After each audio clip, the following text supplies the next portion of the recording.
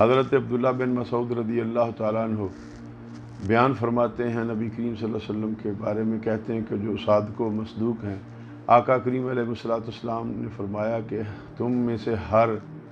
انسان اپنی ماں کے پیٹ میں 40 دن تک جمع رکھا جاتا ہے، پھر وہ بوٹی کی شکل اختیار کرتا ہے، پھر لوتڑے کی شکل اختیار کرتا ہے،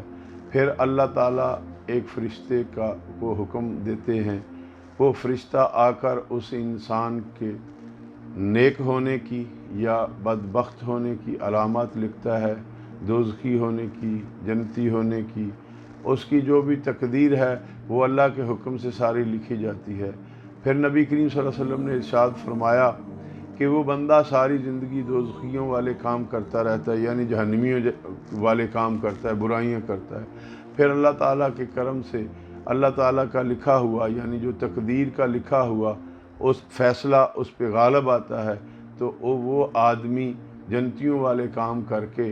جنت کی طرف چلا جاتا ہے، جبکہ وہ پہلے جب کام برائیوں کے کر رہا ہوتا ہے تو دوزخ اور اس کے درمیان 1 گز کا یا 1 ہاتھ کا فاصلہ رہ جاتا ہے، تو پھر اللہ کا فضل ہوتا ہے کہ اس پہ تقدیر کا لکھا ہوا فیصلہ غالب آ جاتا ہے، تو وہ جنتیوں والے کام کر کے جنتیوں میں داخل ہو جاتا ہے۔ اسی طریقے سے ایک آدمی ساری زندگی جنتیوں والے کام کرتا رہتا ہے، لیکن اس کے اور جنت کے مابین 1-2 گز کا فاصلہ رہ جاتا ہے، تو اس پہ تقدیر کا لکھا ہوا فیصلہ غالب آ جاتا ہے، تو وہ دوزخیوں والے کام